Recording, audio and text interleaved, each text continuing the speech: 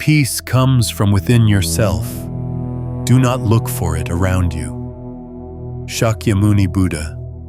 The heart of the Buddha's teaching isn't just to patch up your pain, but to pull suffering out by its root. The first reality check is this: the cause of your distress isn't out there, in people or circumstances, but in the laboratory of your own mind. It is there that heaven and hell are built. A scattered mind is a prison. A disciplined mind is the path to happiness. Thought itself can be a form of bondage. But there is a state of awareness, rigpa, that is pure freedom. It is an openness so vast that if you took all the pleasure and luxury on earth and stacked it together, it wouldn't touch the spark of bliss you feel when you discover who you actually are beneath the noise. This is your Buddha nature, your birthright. Longchenpa Rinpoche. If you want to wake up, there is no map to follow except the dive inward. Buddhahood isn't a trophy or a distant destination. It is your own heart in its natural state. The root of everything, the chaos and the peace, is the mind itself. At its core, the mind is like the sky, empty, luminous, and impossible to grasp. Shabkar.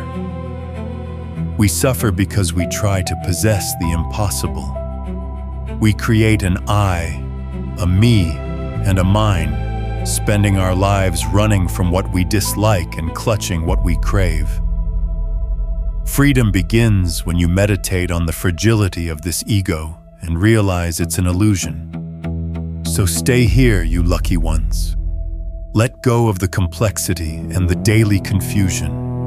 In the silence, just observe. Longchenpa. Look at your mind right now. Thoughts and emotions are just clouds. They gather, float, and dissolve back into the same space. Why cling to them? Why fight what is, by nature, fleeting?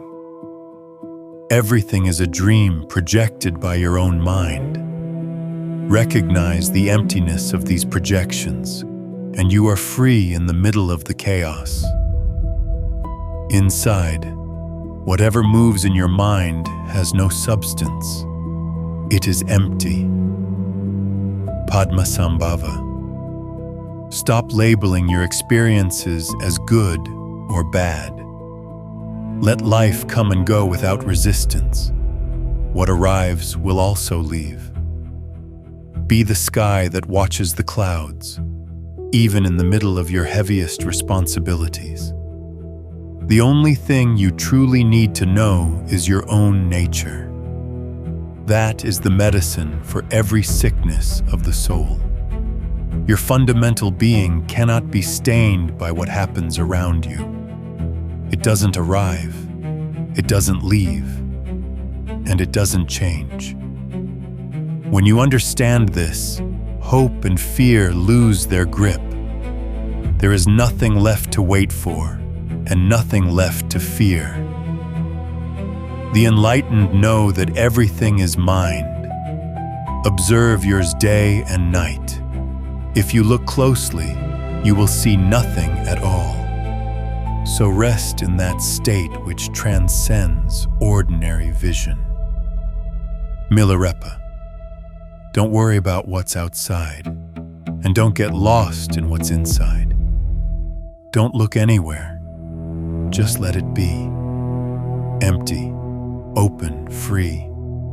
It isn't the world that binds us. It's the tightness of our own grip. Remain in silence. Don't think about anything. Feel the experience beyond the intellect.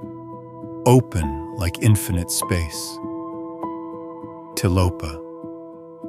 Everything you see is like a mirage, a rainbow, or the moon's reflection in water. It looks real, but it cannot be caught. Look at your mind. Without analysis, it seems solid. Under examination, it vanishes. It is as elusive as mist. Free yourself from distraction. Free yourself from effort. Stay where the intellect cannot reach. Be present. That is the essence of Dharma and the ultimate strength of the mind. Through this presence, wisdom wakes up naturally. Rest. Repose in this grand natural peace. Your mind is exhausted from being whipped by karma and neurotic thoughts, like waves crashing endlessly in an infinite ocean. Just rest. To extend this journey inward, we must address the final bridge, the transition from recognizing the mind to living from it. If the mind is the sky, how do we handle the storms of daily life without losing sight of the vastness? Based on the heart of the Buddha's teachings, here is the continuation of that magnetic path, the alchemy of non-resistance. The greatest trick of the ego is the belief that spiritual life is separate from ordinary life. It isn't. The Buddha taught that the lotus only grows in the mud. The noise of your city, the pressure of your deadlines, and the friction of your relationships are not obstacles to your peace. They are the very fuel for your awakening. True discipline is not a struggle of the will. It is the courage to remain soft in a world that asks you to be hard. When a difficult emotion arises, don't build a wall around it. If you fight the wave, you drown. If you dive through it, you find the stillness at the bottom. The myth of arrival. We often treat peace as a destination, a place we will reach after enough meditation or enough understanding. But the Buddha's radical insight was that there is nowhere to go. The thirst for becoming someone better is just another form of the grasping that causes suffering. The secret is the middle way, a path of effortless effort. You don't create your Buddha nature. You simply stop interfering with it. It's like a muddy pond. You don't clear the water by stirring it with a stick. You clear the water by letting it sit still until the sediment falls to the floor of its own accord. The radiance of interbeing. Once you realize your mind is empty and vast like the sky, a strange and beautiful thing happens. The boundary between me and you begins to dissolve. If we are all made of the same sky-like awareness, then your pain is my pain, and your joy is my joy.